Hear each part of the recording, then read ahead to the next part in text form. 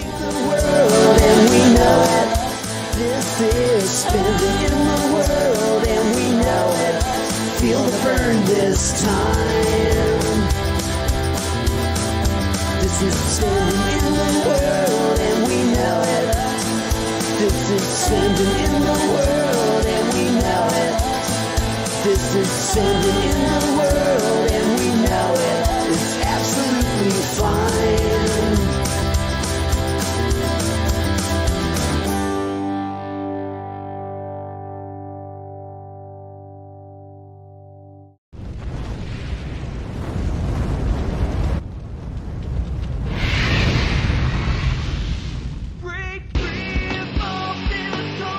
Now, the criticism that MMT has of the UBI is a separate criticism, which is UBI can't cash its own checks.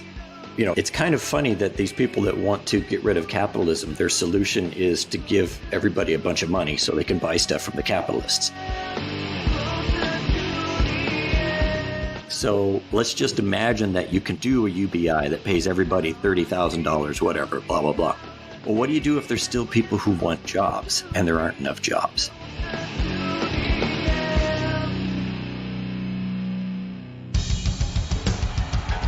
What I have said is that this campaign is not just about electing a president.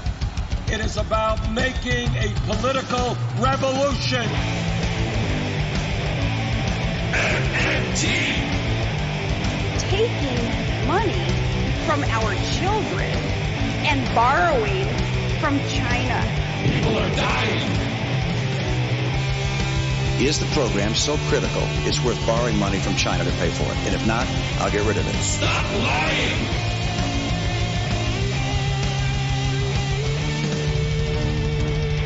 I want the truth!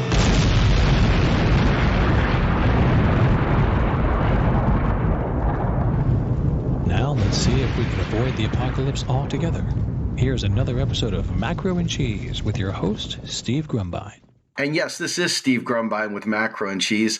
You've heard me talk to just about every MMTer out there, but there has been one guy that has been lurking in the background that is one of the most astute, sharpest guys in the bunch. And that gentleman is Professor Scott Fullweiler. Let me give you a proper introduction. Scott Fullweiler is a professor at UMKC's Interdisciplinary PhD program and a research scholar at the Global Institute for Sustainable Prosperity. He has been involved with MMT research programs since the late 90s, when his dissertation advisor recruited L. Randall Wray for his thesis committee. Several current projects that he's working on in collaboration with UMKC PhD students that blend that social fabric matrix approach and MMT on an ecologically based macroeconomics developing nations and monetary sovereignty, designing alternative indicators for evaluating macroeconomic policy outcomes, and all around great Twitter guy. Let me bring on my guest, Scott Fullweiler. Welcome to the show, sir. Hi, Steve. Thanks for having me. Man, oh man, it has been a long time coming. I think I've asked you at least 20 times over the last 3 years, and I am so glad to finally get you here, man. Thank you so much. Yeah, well, thanks for having me. Absolutely. So we met face-to-face finally back at the first annual Modern Monetary Theory Conference. And it was just a really, really great time. It filled me up with excitement to meet you. And we sat there, we had lunch together a couple times. And, you know, you guys have been our heroes for so long. It's just kind of neat to put a face and a name to all the papers that we study so studiously. And wow, what a great opportunity it is to talk to you, man. Thank you. It's fun to be here. It's kind of overwhelming that somebody is interested, actually. So economics is about as boring as watching paint dry or grass grow. Yeah. And then all of a sudden, this rogue strain of economics, heterodox economics, MMT with you guys and Mosler and Kelton and Ray and Mitchell and Fullweiler. And, you know, it lit a fire in me for sure. I know going through grad school, you know, I did not enjoy my economics at all. In fact, I just wanted to get through it. So you guys definitely shined a light on what I consider to be the most amazing discovery of them all. It's almost like finding the new world, or, finding the cure for cancer. We figured out how fiat works. Yeah. Oh. Yeah, I'm doing something wrong, I guess, if somebody's reading my stuff and finding it exciting. I'm trying really hard for that not to happen. But So let me ask you, you've been doing this now for a long, long time, and you happen to have a catbird seat there at UMKC, which is kind of like ground zero for a lot of the training and new development of PhD students learning MMT. Can you talk a little bit about what it's like to be a professor at UMKC and what this whole thing has meant to you as you've watched it grow? yeah, sure. I suppose and I'm assuming and many people know that I've only been at UMKC for 3 years. So I've been associated with UMKC since early 2000s. I was previously at a liberal arts college in northeast Iowa. And they had the Research Institute down here, the Center for Full Employment and Price Stability that Matt Orstadter was running. And I would come down a few times every single year. So I knew what was going on here. I knew the program, I knew grad students, et cetera, et cetera. So I wasn't here, but I was still, I've always been, I guess you would say, part of the team.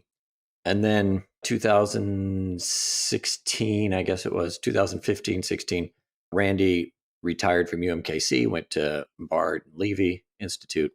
And so then I was hired to, quote, take his place, even though there's no such thing as taking Randy Ray's place, of course. But yeah, there have been a number of, I guess you could say, hockey stick moments in what's been going on. So, within our own little circles in originally post-Keynesian and institutional economics were the crowds we mostly traveled within. There was a hockey stick moment in the late 90s and a few of them in the 2000s as well. But really, you get to the financial crisis and the blogosphere and so forth. And that's kind of where a lot of it started. And then Stephanie, of course, 2015 is at the Senate Finance Committee, Senate Budget Committee, I think. So there's a hockey stick moment, and then AOC talks about us, and there's another hockey stick moment.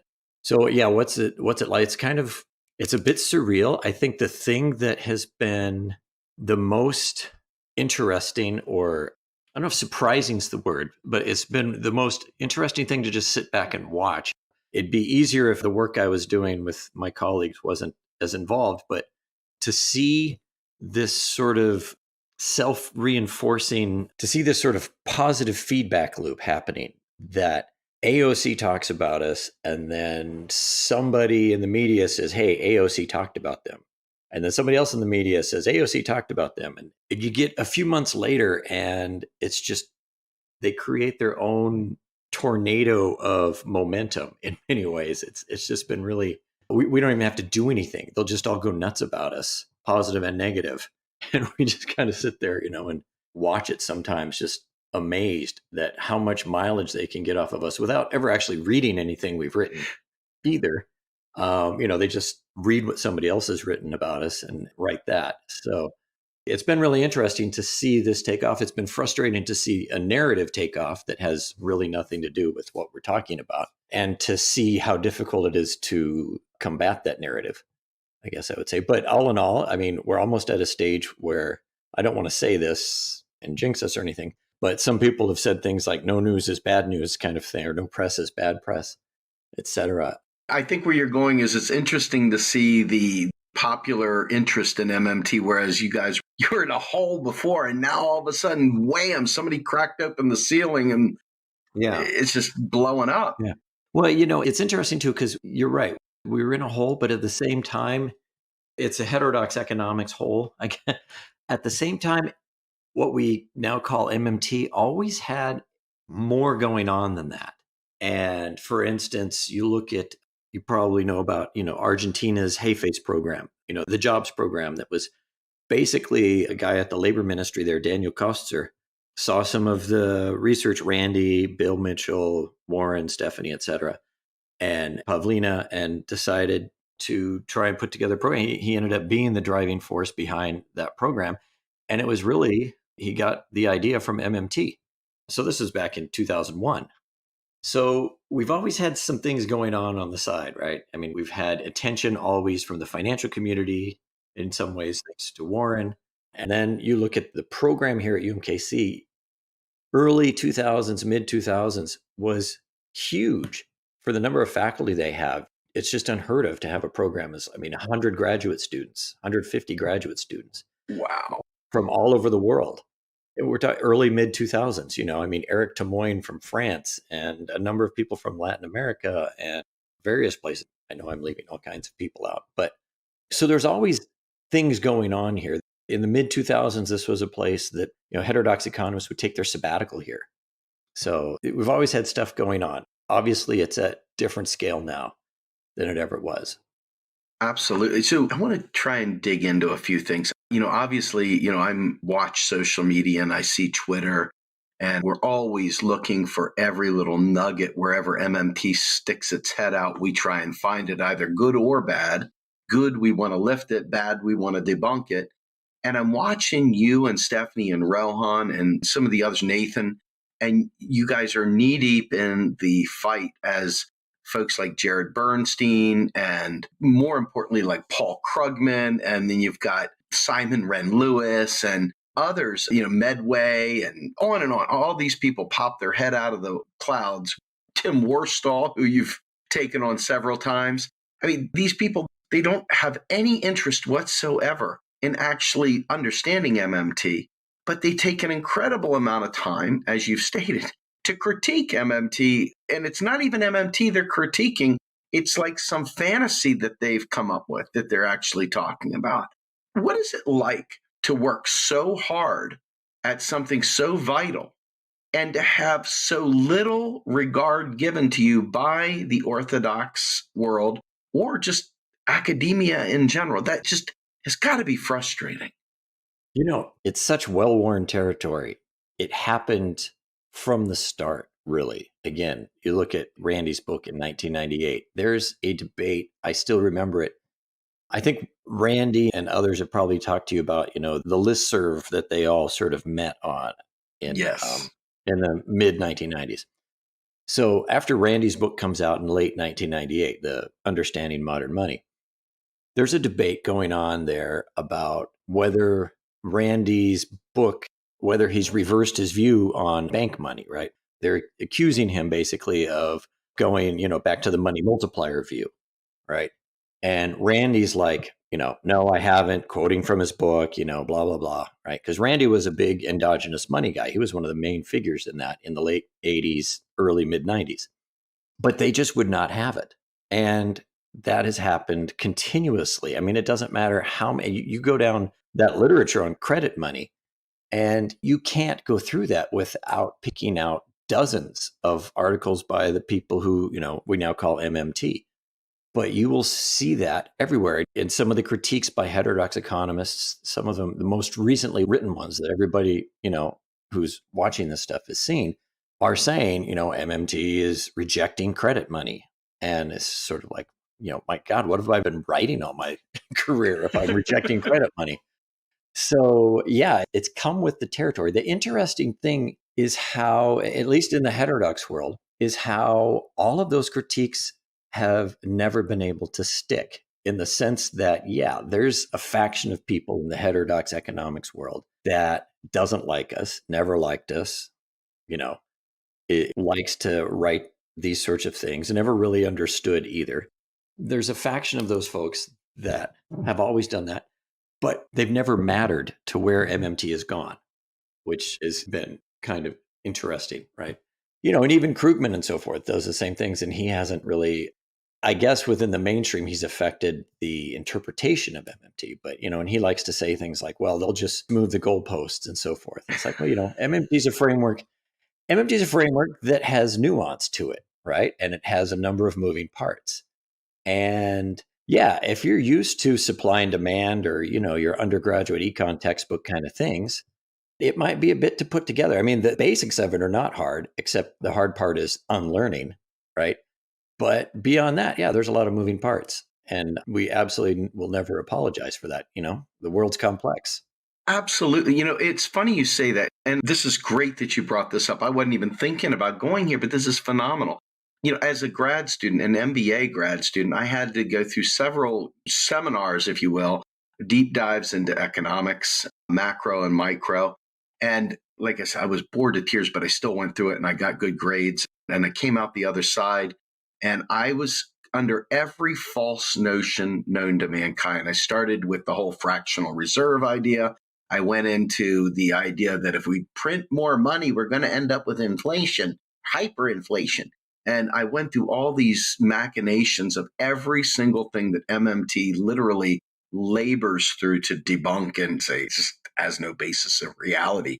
The money story that Warren tells, about why we tax and what the dollar is, a tax credit, et cetera, all these things flew counter to everything that I had learned. What in your mind defines MMT? Oh, God. So I'm going to, at least for starters, we could dig in if we want. But for starters, I'm going to punt a little bit on that one, or it might appear that I'm punting. Because for me, what is important about it is the method. And of course, we're looking at the monetary system. And so that's the basics of it. And it's obviously about the nature of money, et cetera, et cetera. But for me, what's different about it is the method, how we determined that we know something, right? How do you know what you know? And for us, one of the things that emerged early on was operations and accounting. Every single transaction in the economy affects the financial statements of the people that are involved. If you don't know how the transaction affected the financial statements, you didn't completely understand the transaction in the first place, right? So for instance, something like trying to stimulate the economy, cutting interest rates versus trying to stimulate the economy by cutting taxes, we'll just say, okay? In your standard macroeconomics, every single textbook, et cetera, those are the same thing. It's just sort of which one's better, right? I mean, I shouldn't say which one's better. There's more trust in the mainstream framework in a central bank to do that sort of thing. And, can't let the politicians control those sorts of things because they'll just try and give everybody what they want and we'll end up with hyperinflation, blah, blah, blah. But anyway, basic fiscal policy, monetary policy, right? And they're both driving aggregate spending, and the mainstream textbooks and even the heterodox will look at those as if they're kind of the same. And it's sort of which one do you prefer for various types of reasons. But from our perspective, we looked at it and said, well, if you try and stimulate spending by cutting interest rates, what are you doing? You're trying to stimulate spending by the private sector borrowing, spending more out of their existing income. If you're trying to stimulate spending by cutting their taxes or, increasing transfer payments, whatever, job guarantee, you're stimulating spending by increasing spending out of increased income. And those are fundamentally different things. So that's the sort of thing that for us has been significant to our approach, is to say, how do we know that we know something? Well, we know it because we're looking at transactions. We better know how they affect financial statements, right? We know that when the Fed does open market operations, that's not the same as a government deficit, even though a lot of economists like to treat those as the same thing. So the other thing is operations.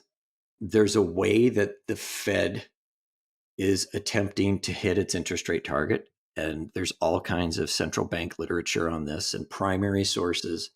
There are laws and regulations and so forth that drive how this all works. You probably talked with Rowan and others about this sort of thing.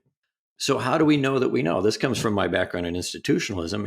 There is this normative structure that's built by institutions and the hierarchy of authority, the laws and the regulations and so on and so forth. That's how we know the constraints within institutions behave. So we don't just talk about behavior and why people do things because we've decided to do optimization mathematics or something like that, right? We do it because we went out and found the primary sources that tell us this is how this works. So for me, it's the method. It's the accounting and operations, I think, has always been sort of the competitive advantage, the thing that we generally did better than everyone else. But that's because of that and the institutional structure that's what we're going at.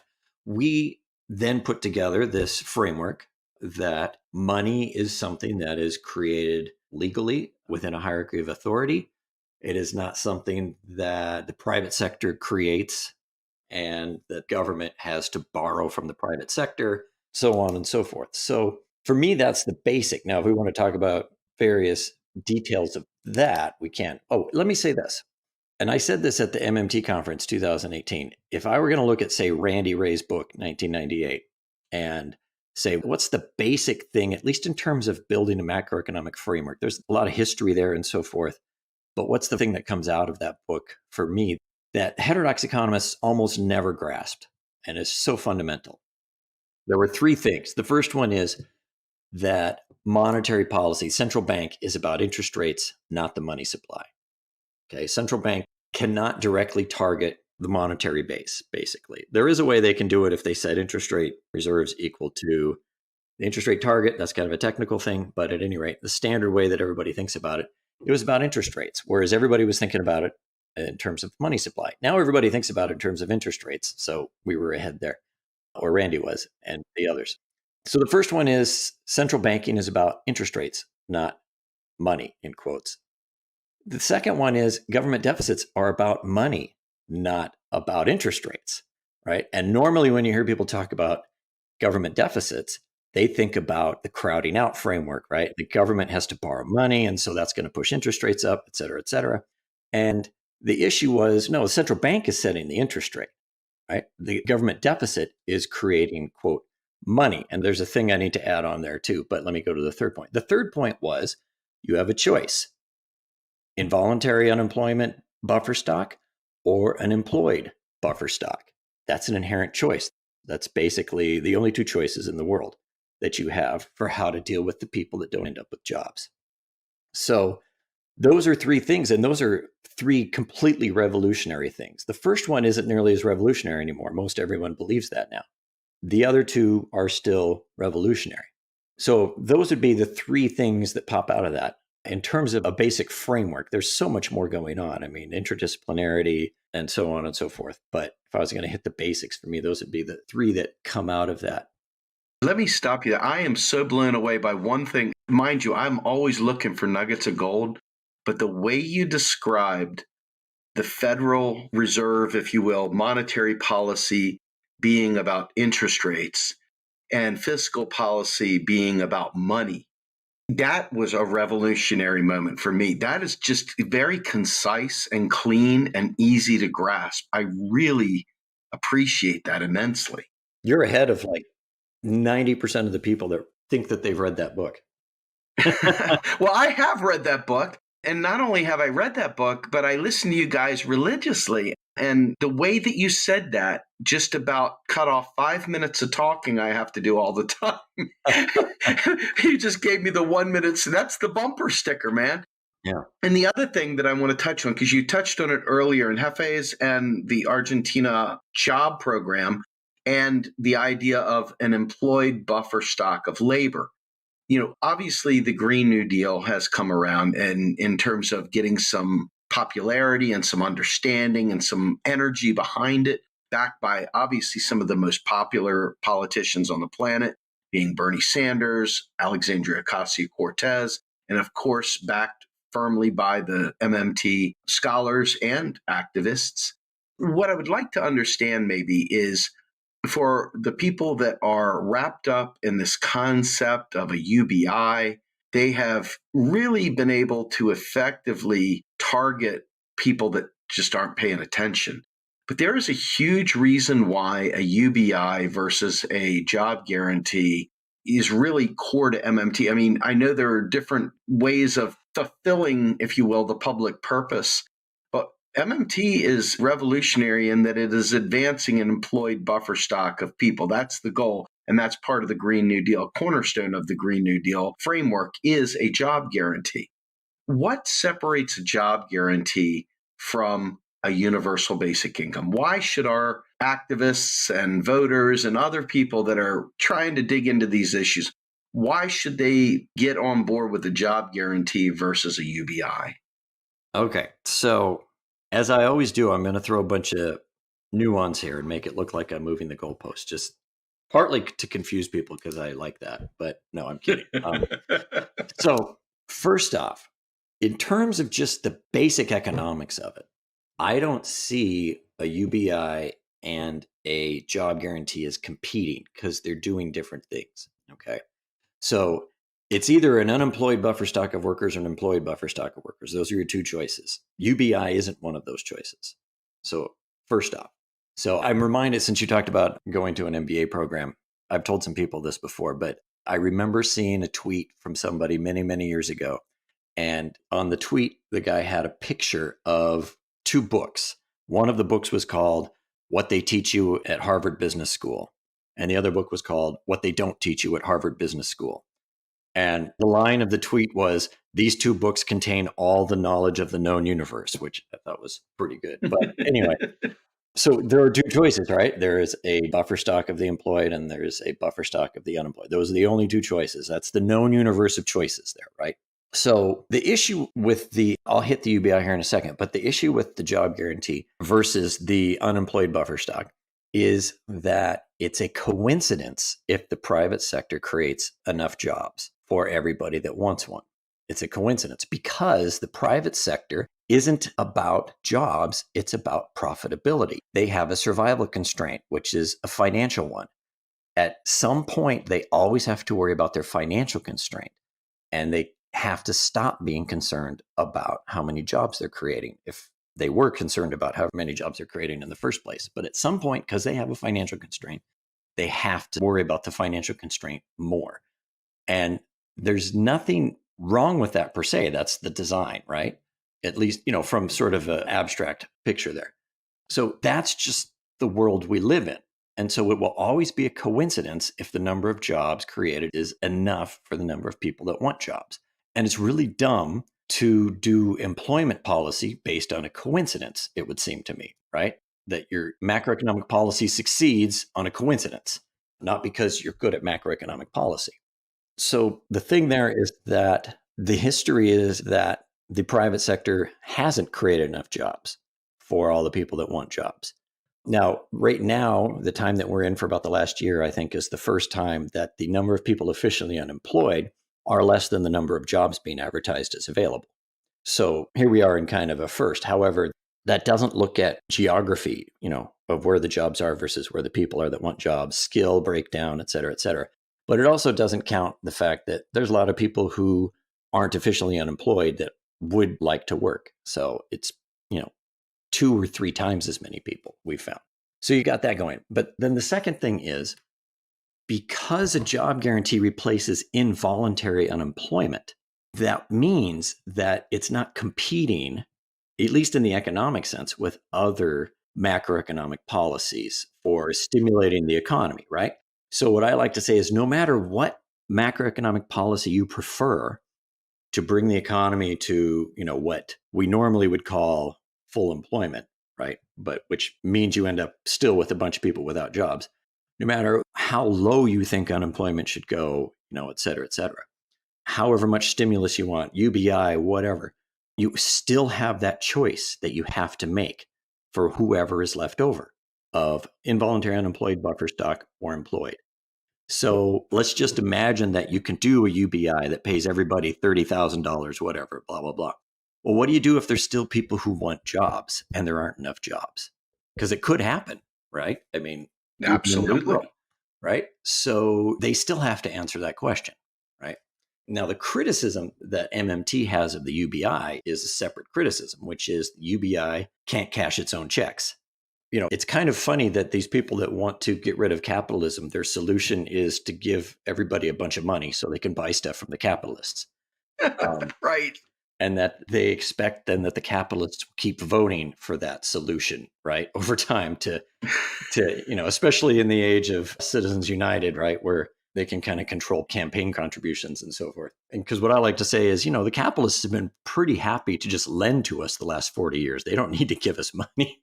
They're happy to lend to us. So, but anyway, what I like to say about the UBI is there's no such thing as a or the UBI. Right? You have to specify who gets it and how much they get before we can even have a discussion, right? So there's a number of people that for them, a UBI is the thing that, Alaska's been doing, which the maximum was like once they got $2,500 for a year or something like that. So we're like, well, yeah, okay, you can do that, right? But, you want to talk about things like $10,000 for every adult and $5,000 for every child, or, even more, enough income so that they don't have to worry about working. If you want to do that sort of thing, you're talking about like $30,000, something like that. Well, now you're talking about doubling the government's budget from, 3 trillion to 6 trillion or whatever it is, or 4 trillion to 7 trillion, whatever. That's a totally different thing. Right. And good luck doubling the government's budget without doing anything else to reduce the inflation effect.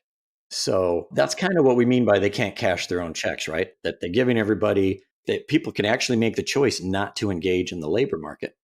Then you have to give them a significant amount of income. And then what are you going to do to make sure that doesn't create inflation? Well, we're going to tax the rich or something like that. Well, okay, then it's not really a universal income, is it? Because you just basically taxed perhaps even more of it away from than what they received from certain income groups, right? Which, okay, fine, not necessarily against taxing the rich, but it's not a universal basic income. It's, Robin Hood sort of.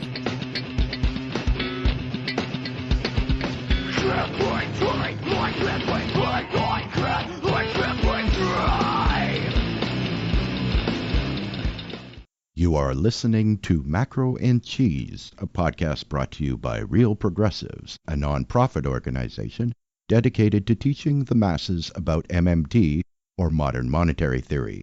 Please help our efforts and become a monthly donor at PayPal or Patreon. Like and follow our pages on Facebook and YouTube, and follow us on Periscope, Twitter, and Instagram.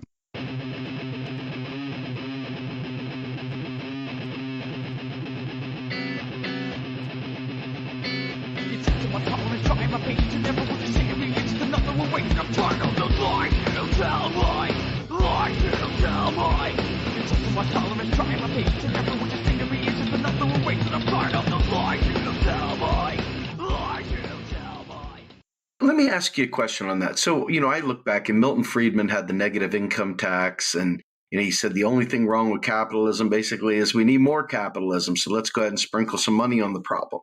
And I liken this to, here in the local community, they talk about school vouchers. Well, shoot, if everybody gets $5,000 to go to schools, you've got the status quo, because the rich are going to still congregate to where they want to go, and the poor are still going to be left behind because of various things.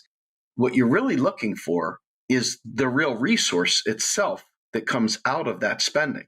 Alan Greenspan and Paul Ryan on the Social Security front. I mean, my goodness, Stephanie puts that one out there all the time, where he says, the government can afford any of this. That's not the issue. The issue is, can we create an economy where the real resources are available for those purchases? Because you've just increased the purchasing power for all these folks. Mm-hmm. And I liken this to, obviously, it can't be a universal basic income. To your point, this ends up becoming, once again, another push for giving some people something and other people not anything, whereas the job guarantee is there for everyone.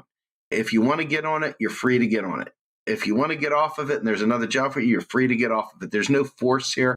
Right. However, I look at that as an activist and I say, hey, here's a great way to enhance democracy, because now all those people are going to have to be active in their local community to start propping up what jobs they're going to fund. Yeah. And then I start looking at, well, shoot, now all of a sudden these people are working and they're working a federal job, and now they have federal benefits, and so now what? You've just exceeded everything that a UBI could ever do, even though they're not in competition with one another per se. The reality is that you're just giving people cash. You're not giving them the goods or services. So what's the price anchor? What is the thing that, to your point, what is it that keeps the inflation under control? And the job guarantee is a countercyclical automatic stabilizer that is going to, in my estimation, save us from the next global financial crisis, where all of a sudden they're vetting 1 million jobs out of nowhere. There's going to be a job waiting for them right away. And they're going to have benefits. They're going to have health care. They're going to have all that good stuff right out the chute. I mean, in my perfect world anyway. Well, yeah, I mean, they're not competing in the sense that a job guarantee replaces involuntary unemployment.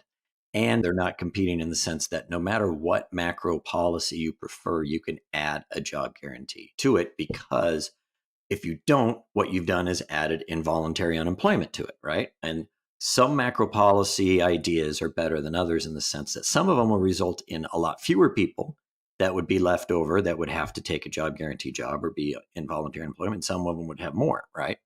The job guarantee doesn't compete with UBI that way. There is competition in the sense of the way that you were describing, though, for sure. And there's competition in the sense of what's more empowering to people, to receive a check from the capitalists. I shouldn't say the capitalists because, of course, I'm MMT and the money doesn't come from rich people. But the capitalists are the ones who are giving all the campaign contributions to affect the vote and so forth. I'm creating a number of assumptions there, but they're competing in the sense that, do we want to just give everybody a big check, or do we want people to have that community empowerment that you talked about, the stuff that Pavlina talked about when she did some case studies in Argentina during the Hay Face program and so forth? And, the UBI people would respond with, well, that can happen as well with a UBI, right? Because now you don't have to work. You're free from the labor market. And so you can go do those things anyway. There's obviously the separate issue of how much money did you have to give them? How much income do you have to give them for them to not do that? Can you cash that check in the first place, right? Anyway, there's a number of separate issues there. If it's okay, I want to hit one thing here that I think is really different between a job guarantee and a UBI. You might have heard Nathan and Rowan and Raul talking about, and I can't remember the book title, but there was a book about creating disability or something like that. For some reason, the book title is escaping me. It's about basically how we have created various forms of disabilities because the way that if you can't work in the current job market, then you're considered basically disabled, right? If it's because of your physical limitations and so forth, that you're not able to do that, right? And so a number of UBI people like to say, well, job guarantee, if you can't work, what are you going to do, right? And of course, we've always favored, well, if you can't work, you should basically have a basic income then. But the flip side of it is somebody like my wife, right? My wife has had MS for 25 years. She walks with a cane. She can walk maybe 100 feet with the cane. She's also legally blind at the same time. So she can't drive herself anywhere. And she can't have jobs where she has to do a lot of paperwork and things like that. And she can't have jobs where she has to be mobile, basically, very mobile.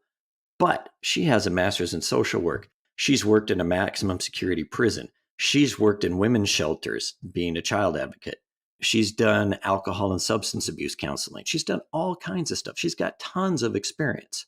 But in today's world, she cannot get a job because she is too much work. She is too much expense for a business to accommodate her needs, right? And so this is the sort of thing we're talking about in a job guarantee. My wife, we take a check, we throw it in the bank and, earn the interest on it and, it'll turn into dividends, blah, blah, blah. But what she'd really like to do is go out and work 15 to 20 hours a week in the field that she chose and she loved, but she hasn't been able to do for 15 plus years, right? And a UBI doesn't fix that. No, it doesn't. That is an incredibly powerful statement. I think to myself, I have a son with special needs, and I wonder, he's only turning 4 here shortly, so it's a little too soon to tell what he's going to grow up to be. But assuming that, he has issues assimilating, and we don't know this for sure, but I would like to believe that he would be in a position where he could work in his local community if he's unable to overcome this and be able to be productive and feel good about himself. And when I say productive, I'm not talking about make work. I'm not talking about working for the man. I'm talking about serving the public purpose, serving his community. What a wonderful thing. If you think about this, Scott, you have an incredibly powerful story right there. I mean, your wife's ability to be able to do something empowering like that without feeling like a burden to the profit margin of some company. I mean, this is what it's all about, to be a human being, to have Maslow's hierarchy of needs met and self-realization. The idea that we are just consumption units is not a terribly empowering position to be in. But now all of a sudden, I liken this also to, there's so much domestic violence out there. And the Me Too movement really showed a light how prevalent it is.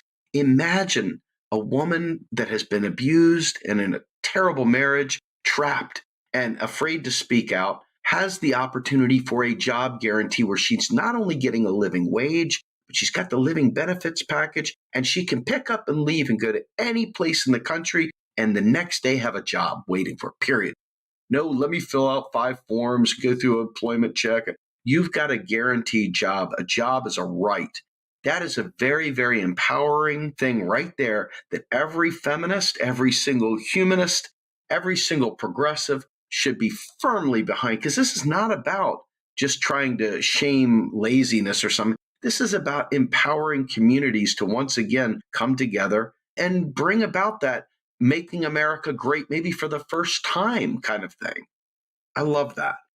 Yeah, you made me think of something there when you said a job is a right, because this is another thing that happens is there's 2 different levels here of talking about a job guarantee. Well, there's multiple levels, but in this particular line of thinking or part of the debate, there's 2 different levels, right? There's one level where we would say that a job guarantee should be a right. There should be a right to a job. And the one analogy for that is the right to public education, right?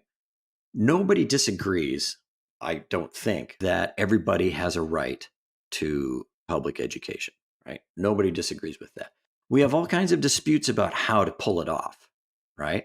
There's all sorts of disputes about those, and those are all legitimate disputes to sort of sit there and argue about. And, we haven't necessarily done public education that well in many places.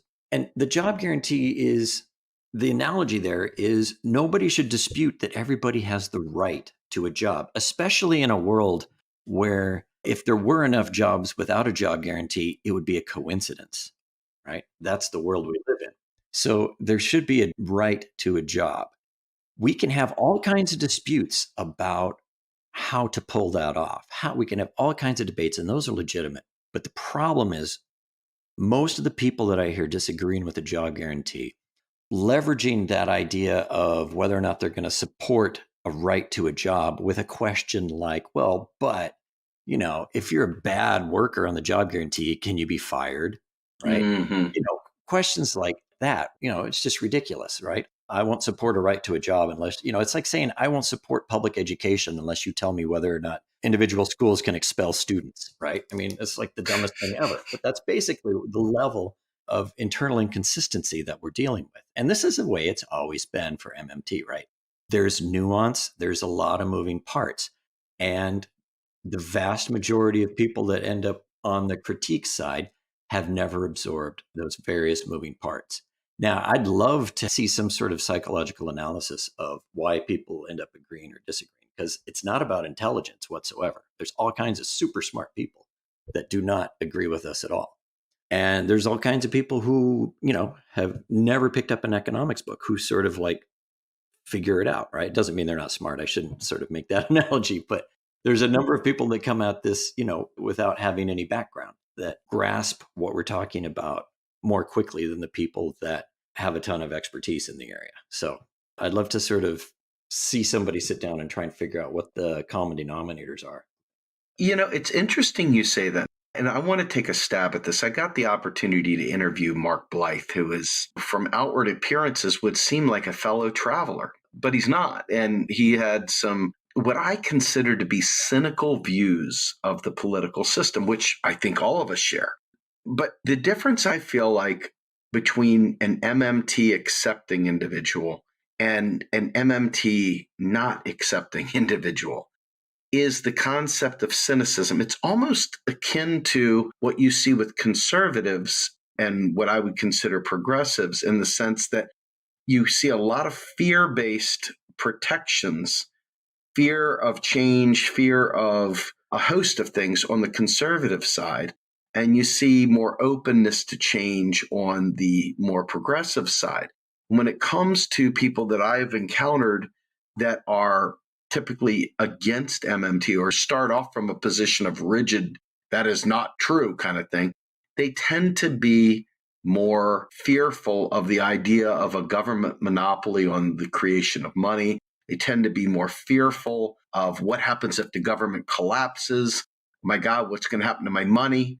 They tend to be people that are, in general, just fearful and distrusting of government. And because MMT advocates, are positing a state theory of money to some degree, and the understanding that money is a legal construct, it is a credit relationship, it's these things, and that it comes from the authority in the state, that frightens a lot of these people. And now I'm not saying it's all, but I'm saying that in my experience, I've really come to believe that a lot of them just are cynical, and it's a political cynicism that blocks the understanding of MMT, because they're like, how in the world could we ever expect Republicans to do this? Or how in the world could we ever expect this to happen? Right. And so they write it off as fantasy. And then, of course, we're stuck dealing with the conspiracy theorists that have run rampant in the Zeitgeist movement and some of the other money crankery out there, the Rothschilds. I mean, goodness gracious. And all the other central banking conspiracy logic, not really understanding even the role of, Warren jokingly, and maybe not jokingly, says that the Fed could be, rolled into a spreadsheet and be done with it. And if you think about it, they're marking accounts up, marking them down. I'm sure there's more intricacy than that. But at the end of the day, the conspiracy theorists out there, they like their James Bond. They're a fearful bunch. They like feeling like they're in the know. And this allows them a way of failing and pointing somewhere else instead of fighting through it to get to the other side for victory. That's my belief anyway. Okay, so let me go at that, because you made me think of something there, which is where I go with some of what you're saying is I go to, remember I mentioned earlier methodology, right? Yes. How you know what you know, et cetera. One of the problems, maybe the problem, I don't know, that we have with the people on all sides that disagree with us is we are coming at this from a different angle methodologically. And there is no language yet developed for us to have a debate on sort of common grounds. There's no standards for evaluating whether our statement is correct versus their statement. And I shouldn't say there are no standards for evaluating. We have our standards, they have their standards.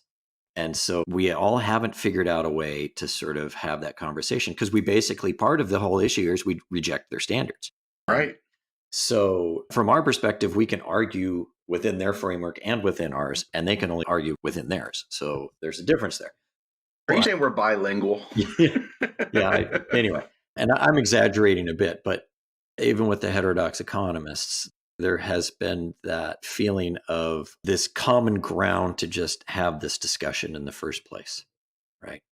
From the very beginning, thinking that Randy, for instance, has rejected endogenous credit money, when if you read that chapter, it is so clear that he's talking about endogenous credit money. I don't know how you could read it and not think that, but he used this word leverage that just threw everybody off. And it was just the weirdest thing to me. It still is. But so to me, it kind of comes down to this methodology issue is very important.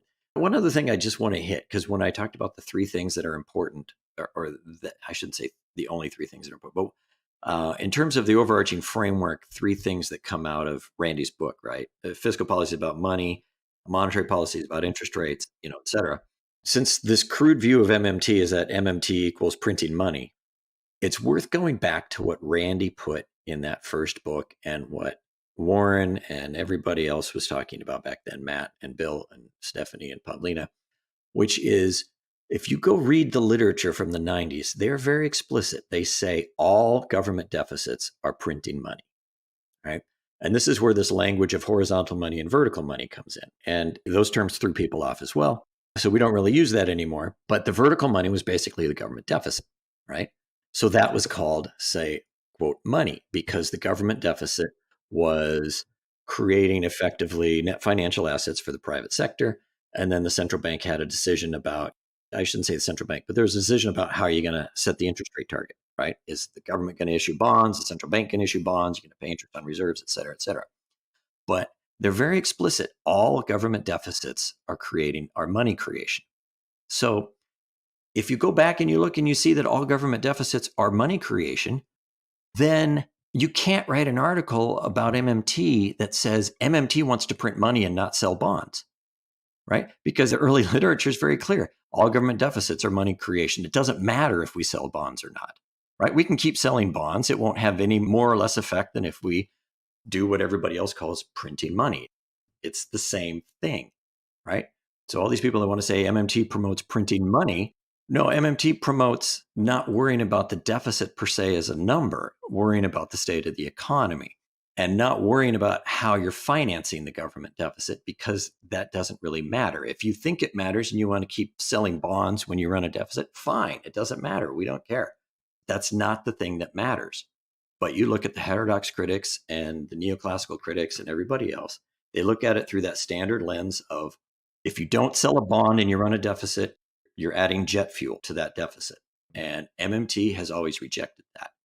Anyway, that's a really important thing that is occurring right now in the discussions that, I mean, you've probably read it, right? 99% of the time we are being defined as we want to print money. And what print money means is your, Econ 101 textbook view of dropping money from helicopters, right? Right. And like I said, if you go back and you read the early literature, it's pretty clear that that's not what they're saying. I want to touch on something that you wrote some time ago that I think is probably the most important insight that I've gotten from your writing. And that's not to say every insight isn't important, but this one in particular is the one that always stands out when I think of Scott Fullweiler. I'm just impressed you found one.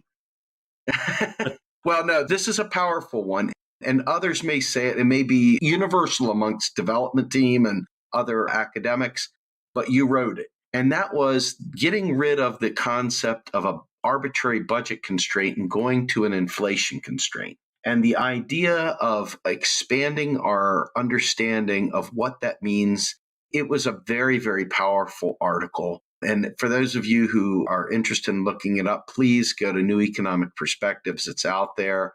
But Scott, talk to us about the difference between a budget constraint and an inflation constraint, because this right here might be the secret sauce to cracking the code to getting a Green New Deal. Yeah, well, there's a number of angles on that, of course, because that's the way I do things. But yeah, so I wrote that post. It might have been the first time somebody used that exact language. I'm not sure. I'm probably not. But it wasn't something that any of the MMT economists would have thought was like, holy cow, I never thought of it that way, right? But one of the overarching points is the size of the deficit itself is not the point, right? Monetary sovereign, money doesn't come from rich people. Monetary sovereign doesn't have to worry about bond vigilantes, et cetera. And this is actually kind of a thing here, right? The printing money, the sovereign currency issuer, what really happens there isn't the ability to print money in the sense of the neoclassical view of, just throw a bunch of money out there rather than issuing bonds.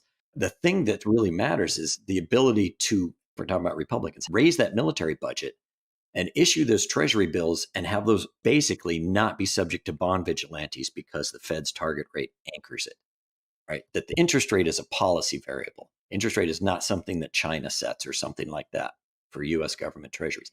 That's the thing that a sovereign currency issuer has. They have the ability to run a deficit and not worry about bond vigilantes. Anyway, so back to the budget constraint, inflation constraint. So if that's the case, then the budget itself is not a constraint. So then, okay, what does matter? Well, what matters is the consequences, the economic outcomes of the government's budget position. And this is just basic John Dewey and institutional economics and my mentor, Greg Hayden and Jim Sturgeon here at UMKC and Jim Webb, which is we evaluate macroeconomic policy by the outcomes it achieved versus our policy goals, low inflation, low unemployment, and hopefully we have a lot of other ones, right? Protect the environment, nobody's in poverty, healthcare, et cetera, right? So what I like to say is MMT ultimately isn't about money. It's about making money the least important thing because you're a currency issue and you don't have to worry about it, unlike everybody else that has a monetary survival constraint. So you can put all these other things first. One of them is inflation, because of course, that can be a negative consequence of having this ability to not worry about the bond vigilantes, right? Now, we extend that again in the piece that we published with Rowan and Nathan a few months ago on inflation, right? The MMT response to inflation, et cetera, right? Because Josh Barrow and a few others wanted to say, well, yeah, a budget constraint, inflation constraint are about the same thing because you still have a constraint, right? And yeah, maybe you have a few more degrees of freedom, but it's really not that much. And so where we went with that, and I think Nathan wrote quite a bit of that piece, so I don't want to take more credit than is due. Where we're going with that piece is there are a lot of ways to keep inflation from rising, right? I mean, Bernie Sanders had a policy proposal last year, which was, why don't we make it so that no financial institutions can have assets greater than 3% of GDP? Okay, well, 3% of GDP is about $600 billion. And if you go look, we got 4 or 5 banks that are over 2 trillion, right? So if you make the financial sector downsize that much, you might be able to slow down the economies, push for inflation beyond what's going on with the budget deficit. There are a number of ways that we can slow down inflation, because inflation is about growth in a price index. It's not this sort of inflation that you see in economists' models. There's actually a way that we measure it, and you should link the government's budget position to how prices are set and how they work into the way that we measure the price index that ultimately gives us inflation when it grows. What really we have is a number of additional degrees of freedom. It's not a budget constraint, it's inflation constraint. And there's more ways to stop the inflation from happening than just reducing the government's budget position by raising taxes or slowing government spending. There's many, many ways that you can slow things down. You can regulate the financial system. You can do things that, well, anyway, I'll stop there. But 10 or 15 of them listed in that piece. So absolutely. Well, look, Scott, I want to tell you right up front, I've really enjoyed our friendship, and I really enjoyed talking to you tonight. This subject, obviously, to me, has become one of the most important things that I do with my day every single day. I don't know how to turn it off. And you are one of the people that has lit a fire under me personally, and our entire organization at Real Progressives. We thank you so much for all the hard work that you and the entire development team and others on the same pathway have given us. And so with that, I hope that you'll come back and see us again soon, because we really love you. I'd love to. And of course, we have to mention that it goes both ways, right? That part of the hockey stick is you guys, right? Is people like you who are getting the message out and doing a fantastic job of it. So it's kind of overwhelming. I never would have thought anybody'd want to read anything I've written, and you probably still shouldn't, but want to read it. But it makes you kind of weird if you want to actually read that stuff. So I accept it, man. It's better than Dungeons and Dragons, right? But yeah, it's completely humbling. So I really appreciate the work you do and all the other folks that are helping us out. So we're a team, right? So absolutely, man. Well, with that, thank you again, Scott, and we look forward to seeing you soon. Great. Thank you. Bye-bye.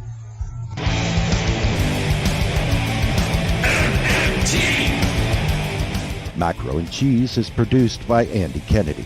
Descriptive writing by Virginia Cox, and promotional artwork by Mindy Donham. Macro and Cheese is publicly funded by our Real Progressive Patreon account. If you would like to donate to Macro and Cheese, please visit patreon.com/realprogressives. I want the truth.